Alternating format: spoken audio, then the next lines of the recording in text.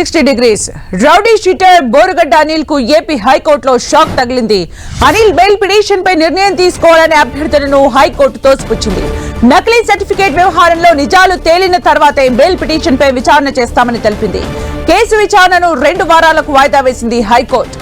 Bail కోసం నకిలీ medical certificate సమర్పించినట్లు Borugadda Anil పై ఆరోపణలు ఉన్నాయి. ఆ సర్టిఫికేట్ పై సంతకం తనది కాదని వైద్యుడు పివి రాఘవ శర్మ తెలిపారు. దీంతో బోరుగడ్డ అనిల్ పై కోర్టు ధిక్కార చర్యలు ప్రారంభించాలని పోలీసులు అనుబంధ పిటిషన్ దాఖలు చేశారు.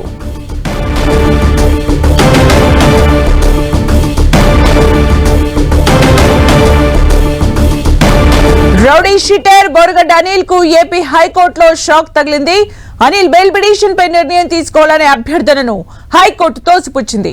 నకిలీ సర్టిఫికేట్ వ్యవహారంలో నిజాలు తేలిన తర్వాతే బెయిల్ పిటిషన్ పై విచారణ చేస్తామని తెలిపింది. కేసు విచారణను 2 వారాలకు వాయిదా వేసింది హైకోర్టు.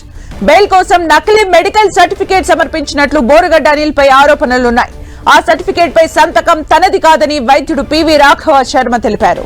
దీంతో బోరుగడ్డ అనిల్ పై కోర్టు ధిక్కార చర్యలు ప్రారంభించాలని పోలీసులు అనుబంధ పిటిషన్ దాఖలు చేశారు.